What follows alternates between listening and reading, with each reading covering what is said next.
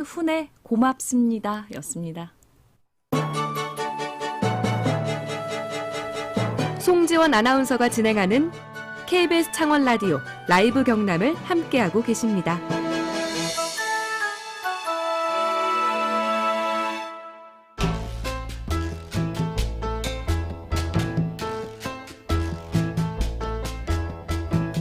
지역에서 발견하는 세상 이야기를 함께 나눕니다. 김태훈의 썰. 지역 스토리텔링 연구소 김태훈 소장과 함께 합니다. 소장님 안녕하세요. 네, 안녕하세요. 네, 오늘은 좀 전화로 만나서 아쉽네요. 네, 오늘은 꼭 스튜디오에서 뵙겠습니다. 아이고, 부담을 드리는 건 아니고요. 오늘의 퀴즈도 소장님 목소리로 한번 소개해 주시죠. 네, 창원시는 국내 땡땡 산업의 요람이라고 불립니다. 국가를 방위하는 데 필요한 무기와 군사 장비를 생산하는 이 산업을 무슨 산업이라고 할까요? 1번 수산업, 2번 축산업, 3번 외식산업, 4번 방위산업. 네, 당첨자는 방송 끝날 무렵에 발표해드립니다. 샵 2891로 보내주세요. 소장님 이번 주에는 어떤 썰 풀어주시겠어요? 지금 우리 대통령께서 중동 순방 중이잖아요. 네. 지금 이집트 가 계신 걸로 알고 있는데 첫 번째 일정이 아랍에미리트였죠. 예. 그때 우리나라 미사일 천궁2가 계약이 수출 계약이 체결됐는데 그 규모가 무려 4조 2천억이라는 그 기사가 나왔어요. 예, 그래서 오늘은 우리나라의 방위 산업과 창원과의 인연을 한번 살펴보면 어떨까 싶습니다. 그래요. 이 천궁2 계약이 단일 계약으로는 뭐 최대 규모다 이렇게 얘기하더라고요. 네네. 근데 이 천궁2는 어떤 미사일이에요? 일단 간단하게 요약을 하면 중거리, 중고도 지대공 미사일인데 예. 지대공이라는 거는 땅에서 하늘로 쏜다는 거고요. 예. 중거리라는 것은 약 한 40km 정도. 근데 여기가 이제 이번에 수출된 게 천궁2잖아요. 네. 그럼 천궁1도 있겠죠. 예. 천궁1은 주로 비행물체, 비행기라든지 뭐 헬기라든지 이런 게 맞추는 게 목적이고요.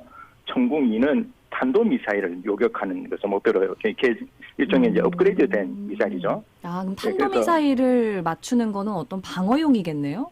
그렇죠. 이제 우리 같은 경우는 이제 북한에 바로 미사일 공격이 있을 수 있으니까.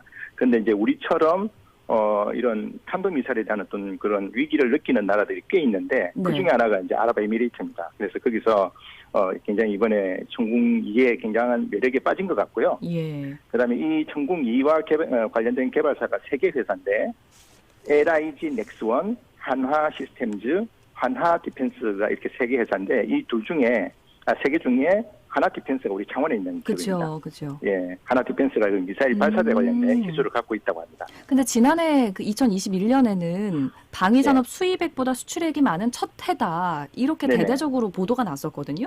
맞습니다. 근데 이게 어떤 의미를 갖고 있는 걸까요? 그 전까지는 우리나라가 워낙 좀 위험한 나라로 세계에서 정평이 나 있었잖아요.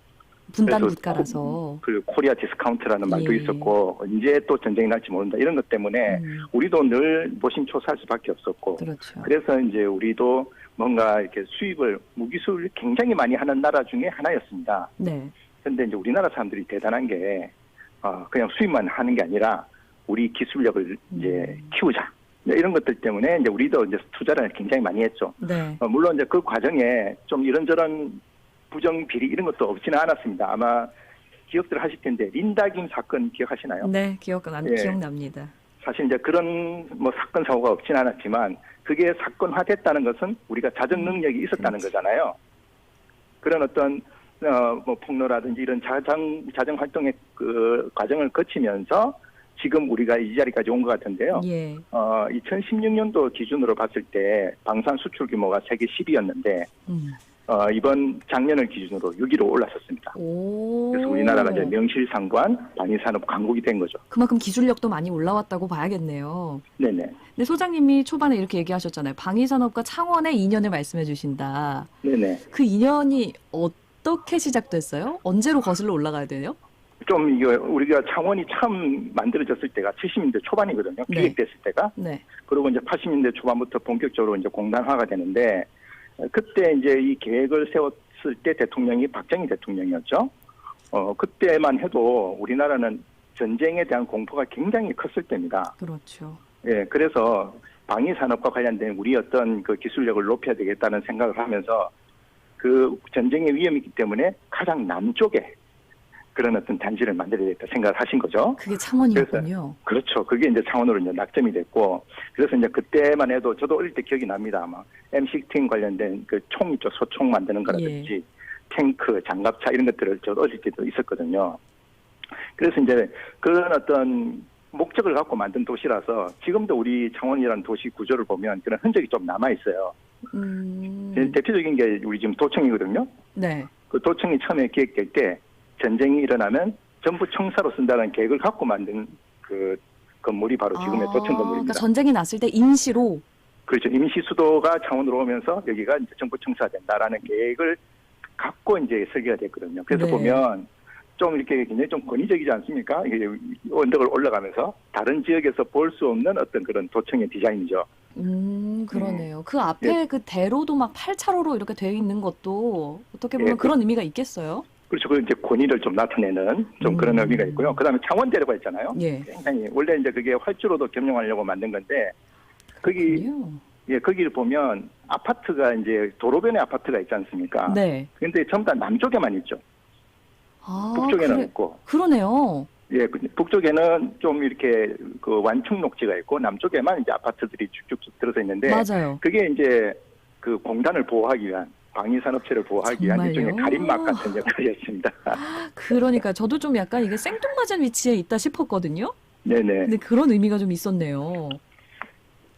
네. 그리고 이제 뭐 그러다 보니까 이제 우리 방위산업체 중에 가장 많은 기업들이 지금 창원에 있습니다. 이제 우리나라가 좀 평화롭게 되면서 다른 단위 방위산업체들도 다른 지역에 많이 생겼지만 그래도 아직까지는 창원에 가장 많거든요. 네. 현재 정부가 인정한 방산 기업이 86개인데 그중에 이제 19개가 지금 창원에 있습니다. 그러니까 국내 최대 집적지다 이런 얘기가 나오는 거군요. 그렇죠. 대표 도시라고 봐도 무방하죠. 그러면 창원이 이런 무기가 잘 생산되는 곳이란 의미잖아요. 네네. 창원을 대표하는 무기라면 뭐가 있을까요? 작년 말에 그 호주에 수출했던 그러니까 우리가 수입보다 수출이 많아지게 한 절대적인 역할을 한 무기가 K9 자주포거든요. K9 자주포. 예, 그게 우리 창원에서 만들어집니다. 하나 디펜스에서. 예, 그리고 지금 대통령이 그 호주에서 그 계약을 하고 나서 무슨 말씀을 또 추가로 하셨냐면 장갑차도 좀 잘 봐달라 이렇게 말씀하셨거든요. 장갑차? 예, 그게 지금 최종 그 경합에 올라가 있습니다. 독일 거하고 붙어가지고. 지금 독일 거랑 우리 거랑 경쟁이 붙어 있어요? 예, 마지막 이제 시험 평가만 남았거든요. 예. 그게 레드백이라고 하는 별명을 가진 장갑차인데 그게 또 수주가 되면 엄청난 미국 시장까지 노릴 수 있는 그런 아이템이고요. 그 다음에 우리 무기의 꽃 중에 하나가 또 탱크 아니겠습니까? 네. 그 탱크가 이제 K2 흑표라는 탱크가 있는데 그게 이제 우리 기차 KTX 만드는 현대로템. 예, 거기서 만들고 있습니다. 뭐 그 밖에도 뭐 여러 가지 부품이라든지 박격포라든지 고남에 다는 포라든지 이런 것들을 다양한 기업에서 만들고 있죠. 근데 이 말씀 쭉 듣고 보니까 얘기해 주신 것보다는 창원이 방위산업 도시로 뭐랄까 상대적으로 잘 알려져 있는 것 같지는 않아요. 이유가 있을까요?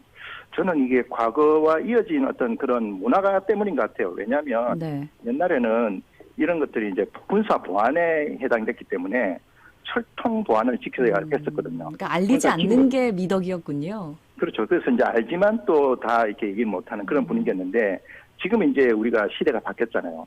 우리가 무기 수출하는 것도 자랑스러워하고 그리고 특히 좀 남성들은 밀리터리 덕후라 그래가지고 엄청 좋아하잖아요. 예. 그런 거 생각하면 이제 우리 좀 정당하게 좀 많이 알겠으면 좋겠습니다. 우리 창원이 그런 도시라는 거. 그럼요. 이것도 우리 도시의 경쟁력이고 미래의 먹거리일 수도 있잖아요. 맞습니다. 이게 우리 도시의 캐릭터가 될 수 있습니다. 그러니까요. 오늘 말씀도 잘 들었습니다. 다음 주에 뵐게요, 소장님.